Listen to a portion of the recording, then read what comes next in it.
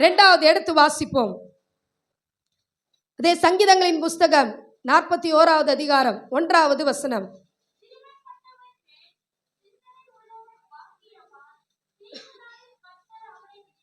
அல்லேலூயா. சிறுமைப்பட்டவன் மேல் என்ன உள்ளவன்? என்ன உள்ளவன்?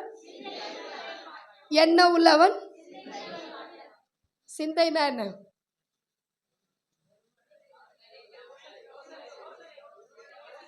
அவங்கள குறிச்சு ஒரு யோசனை இருந்துட்டே இருக்கணும்.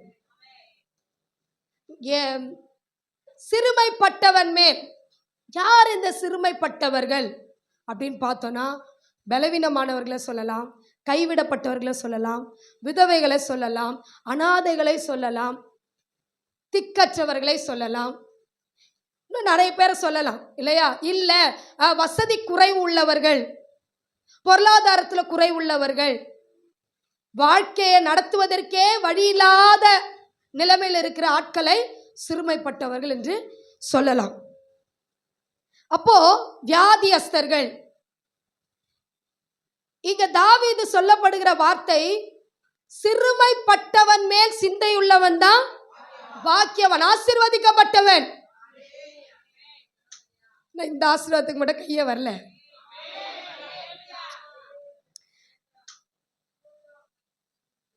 நம்ம வீட்டிலேயே சிறுமைப்பட்டவர்கள் இருந்தால் நம்ம கண்டுக்கிறது கிடையாது.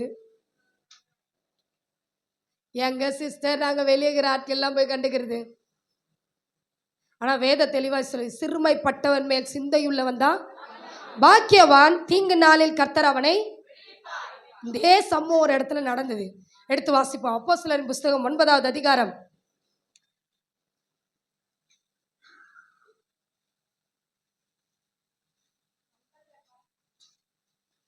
தொற்காலை குறித்து வாசி 36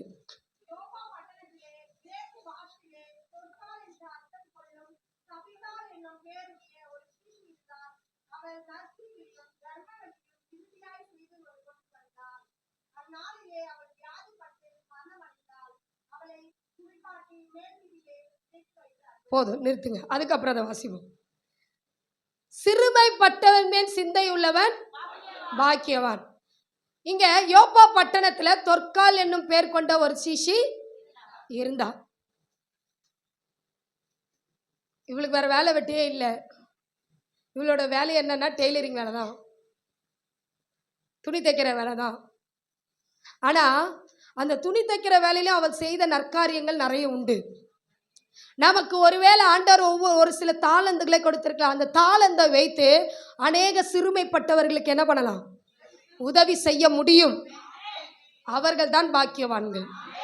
சொல்லப்பட்டிருக்கிறது, அந்நாட்களில் அவள் வியாதிப்பட்டு மரணம் அடைந்தால் அவளை குளிப்பாட்டி மேல் வீட்டிலே கிடத்தி வைத்தார்கள். யார் குளிப்பாட்டி வச்சாங்க?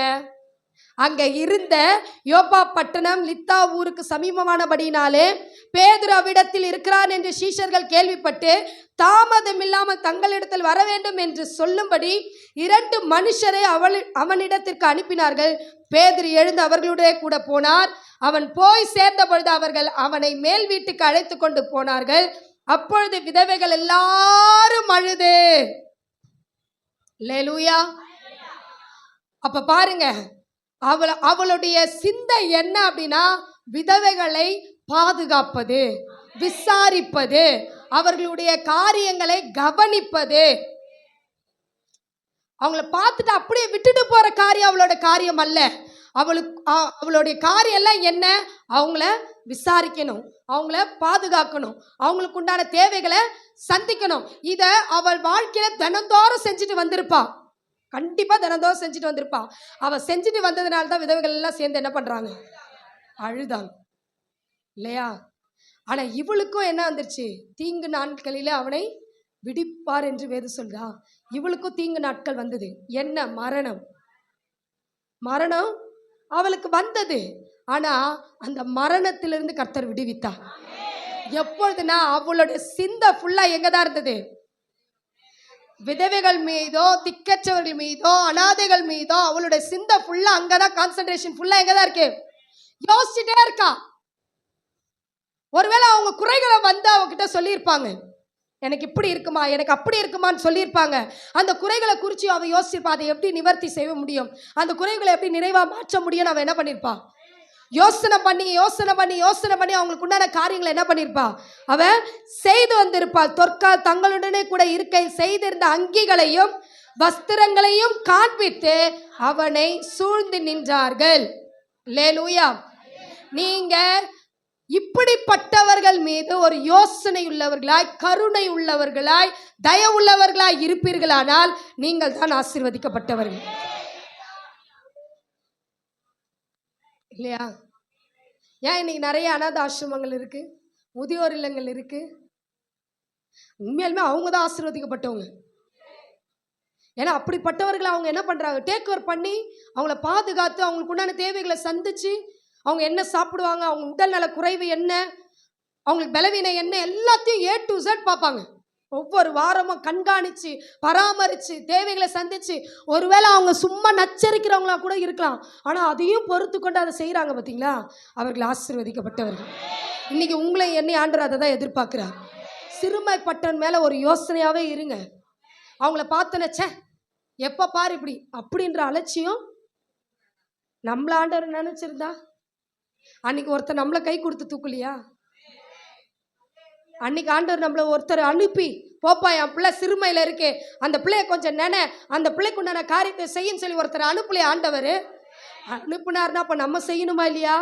வாங்குறது மட்டும்தாங்க சிஸ்டர், நாங்க கொடுக்கறதெல்லாம் நாங்க கொடுக்க மாட்டோம். கொடுத்தாதான் வரும். இங்கே கொடுக்க தான் ஆண்டவர் வர்த்திக்க பண்ணுவார். அதுதாங்க ஆசீர்வாதம். வேற ஒண்ணுமே ஆசீர்வாதமே கிடையாது. நம்ம நினைக்கிற மாதிரிலாம் ஆசீர்வாதம் இதை பண்ணா அது வந்துடும், கண்டிப்பா வரும். ஆனா வேதத்தின் அடிப்படையில் செஞ்சா கண்டிப்பா வரும். இல்ல நான் என்னுடைய உழைப்பை நான் போட்டு ஆசீர்வாதத்தை பெற்றேன், என்னுடைய உழைப்பு போட்டு என் வீட்டை கட்டினேன், என்னுடைய உழைப்பை போட்டு என் பிள்ளைய படிக்க வச்சேன், இதுதான் ஆசீர்வாதம்னு என்னைக்கு நம்ம சொல்றோமோ அன்னைக்கு டமால் முடிஞ்சிருச்சு. நம்ம ஆசீர்வாதம் எல்லாம் ஒண்ணுமே கிடையாது. கர்த்தர் தருகிற ஆசீர்வாதம் விசேஷமானது. அந்த ஆசீர்வாதத்தை பெற்றுக்கொள்ளணும் அப்படின்னா இந்த தொற்காலை போல விதவைகள் மீது எப்படி இருக்கணும், சிந்தையுள்ளவர்களா இருக்கணும். அல்லேலூயா. யோசிக்கிறவர்களா இருக்கணும்.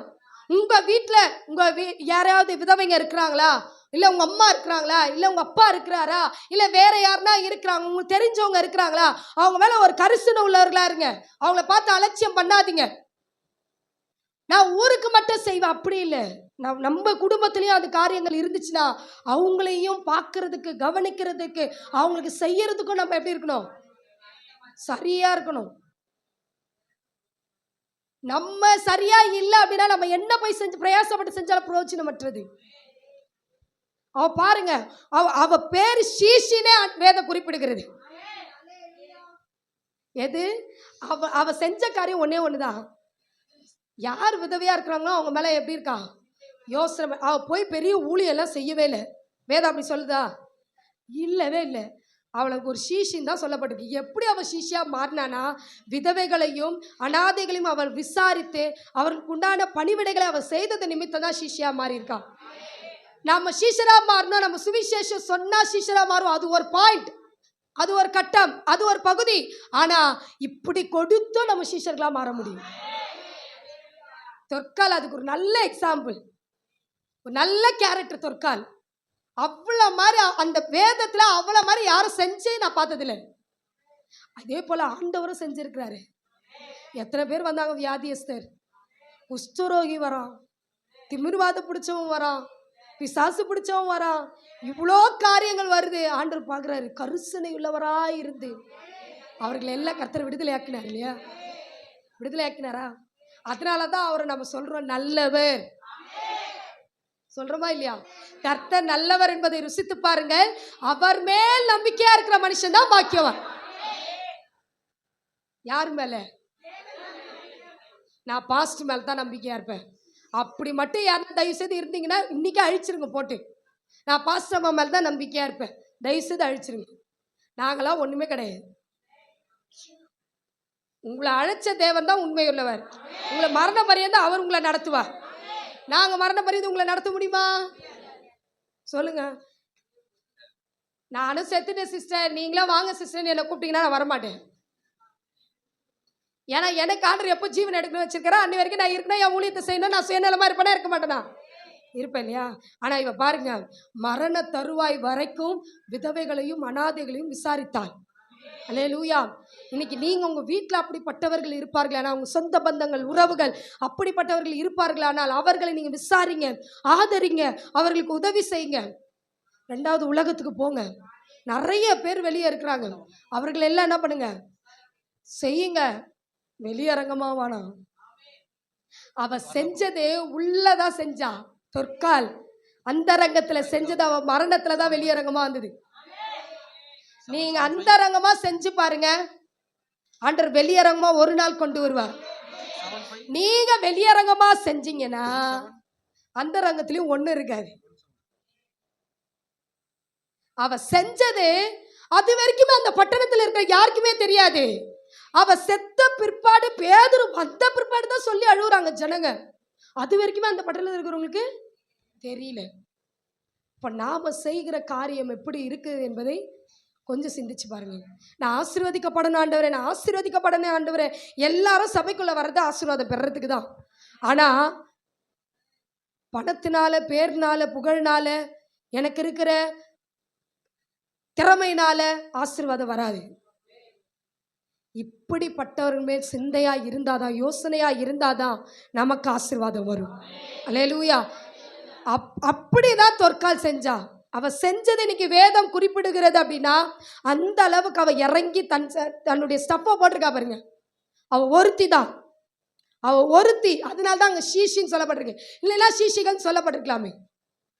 ஷீஷி அவ ஒருத்தி செஞ்சது அநேகர் வாழ்க்கையில ஒரு மாற்றத்தை கொண்டு வந்தது. வந்தது மாத்திரம் அல்ல, ஆண்டவர் அவளை விடுதலையாக்கினார். பேதுரு வந்து என்ன பண்றாரு, அவளை உயிரோடு கூட எழுப்புறாரு. அவரை எழுப்புறாரு. பேதுருவோடு இருந்த பரிசுத்த ஆவியானவர் கூட இருந்த அந்த மகளை என்ன பண்றாரு, எழுப்புறாரு. ஆனா அவ எழுந்த உடனே அவ பண்ண ஒரு காரியம் என்ன தெரியுங்களா? படிங்க.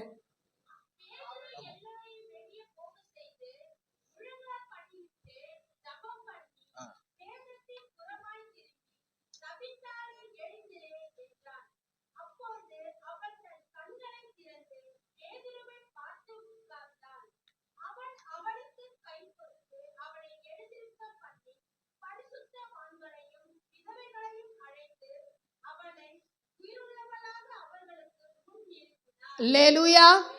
எப்படி நிறுத்தினாரா? செத்து போயிட்டான்னு சொல்லி குளிப்பாட்டி அவங்களுக்கு ட்ரெஸ் எல்லாம் மாற்றி ஒரு இடத்துல கிடத்தி வச்சிருந்த ஒரு ஆளை உயிரோட கொண்டு வந்து யாருக்கு முன்னாடி நிறுத்தினாராம்? பரிசுத்தவான்கள் முன்னாடியும் விதவைகள் முன்னாடி கொண்டு வந்த ஆண்டவர். இதுதாங்க ஆசீர்வாதம். நம்மளை ஒருத்தர் முன்னாடி போய் ஆண்டவர் நிற்க வைக்கிறாரு அப்படின்னா நீங்களும் நானும் ஆசீர்வாதமா இருக்கணும். இதுதான் ஆசீர்வாதம். சாட்சி, நல்ல சாட்சி, தொற்காலுடைய சாட்சி, நல்ல சாட்சி. அந்த சாட்சியை ஆண்டவர் வெளியே கொண்டு வந்தார். அல்லேலூயா. அதனாலதான் தாவீது அங்க சொல்ற, சிறுமைப்பட்டவன் மேல் சிந்தையுள்ளவன் பாக்கியவான். அவன் தான் ஆசீர்வதிக்கப்பட்டவன். தீங்கு நாளிலே அவனை கர்த்தர் விடுவிப்பார். தொற்காலை கர்த்தர் விடுவித்தது போல நமக்கும் ஒரு சில நீங்க இதெல்லாம் செஞ்சுட்டே வாங்க. உங்களுக்கு ஒரு ஆபத்து வரும்போது, உங்களுக்கு ஒரு பிரச்சனை வரும்போது கர்த்தர் அந்த இடத்துல விடுதலையை கொடுப்பார். நீங்க ஆண்டவரே எனக்கு விடுதலை கொடுங்க, விடுதலை கொடுங்க, விடுதலை கொடுங்க, விடுதலை கொடுங்க போராடி உபவாசம் போட்டு ஜெபம் பண்ணி விடுதலை கேட்டு பெற்றுக்கொள்றதை விட இப்படி செஞ்சு பாருங்களேன். இதுவும் ஒரு வழி, இதுவும் ஒரு வழி. இந்த வழியில நம்ம செய்யும்போது நிச்சயமா ஆசீர்வதிக்கப்படுவோம். மரணத்திலிருந்து உயிரோடு கூட கர்த்தர் எழுப்பினாராம். இது எவ்வளவு பெரிய ஆசீர்வாதம். அல்லேலூயா. இல்லையா? யோசிச்சு பாருங்களேன். மரணத்திலிருந்து உயிரோடு கூட எழுப்பினாராம். அவன் எழுந்து உட்கார்ந்து பேதுருவை பார்த்து நேர்ந்திருப்பா, நான் செத்து போயிட்டேன், என்னை எப்படித்தான் ஆண்டவர் எழுப்பினார் தெரியல. அப்போ இன்னொன்று என்ன அதில் ஸ்பெசிஃபிக்கானா, அந்த விதவைகளுடைய கண்ணீர். ஏன்னா அவன் ஒருத்தி தான் அவங்களுக்கு எல்லாருக்கும் என்ன பண்ணியிருக்கா, உதவியா இருந்திருக்கா. இன்னைக்கு நம்ம எல்லாரும் யாருக்காவது ஒருத்தருக்கு உதவியா இருந்திருக்குமா? நீங்க ஒரு நாள் இல்லைனாலும் உங்க வீட்டில் இல்லை அப்படின்னு சொல்லி யாருன்னா அழுதுருக்காங்களா? யோசிச்சு பாருங்க. உங்கள் சொந்த பந்தமாக இருக்கட்டும், உங்கள் வீடாக இருக்கட்டும், நீங்கள் இல்லைன்னு சொல்லி யாருன்னா அழுதுருக்காங்களா? ஏன்? அவ்வளோ நற்காரியங்களையும் தர்மங்களையும் நம்ம செஞ்சுருக்கிறோம். அதனால நம்மளை பார்த்தா அவங்களுக்கு அழைய வரல. யோசிச்சு பாருங்க, நாம செய்யற காரியங்கள் எப்படி இருக்கு. பா போய் தொலைதுரா, இதோட 2 நாள் நிம்மதி. எத்தனை பேர் யோசிச்சிருக்கிறீங்க? யோசிச்சு பாருங்க, இல்லையா? ஆனா பாருங்க, அந்த விதவைகள் அழுதார்கள். ஏன்னா எனக்கு உதவி செஞ்சவ இல்லையே, என்னை நல்லா பார்த்துக்கின சகோதரி இல்லையே, என்னை நல்லா போஷித்த சகோதரி இல்லையே அப்படின்னு சொல்லி அவங்க அழுதது நிமித்தமாய் அவங்க கண்ணீருக்கு கர்த்தர் பதில் கொடுத்தார். இல்லையா? நம்ம ஆண்டவர் அப்படிப்பட்டவருங்க. நம்ம இல்லைன்னு சொல்லி ஒருத்தர் அழணுமே தவிர, போய் தொலைகுது, ஐயோ இது இல்லாமல் இருக்குதா சந்தோஷம் நினைக்கிறேன் ஆட்களாக இருந்தால் தயவுசெய்து இன்னைக்கே மாற்றிக்கங்க. வேணாம், அந்த துர்சாட்சி வேணாம், நற்சாட்சி தான் வேணும். ஆண்டவர் எதிர்பார்க்கறதெல்லாம் நற்சாட்சி தான். தொற்காலை போல நீங்களும் நானும் சிறுமைப்பட்டவர்கள் மேல் சிந்தையுள்ளவர்களாக இருந்து ஆசீர்வாதத்தை பெற்றுக்கொள்ள வேண்டும். அல்லேலூயா.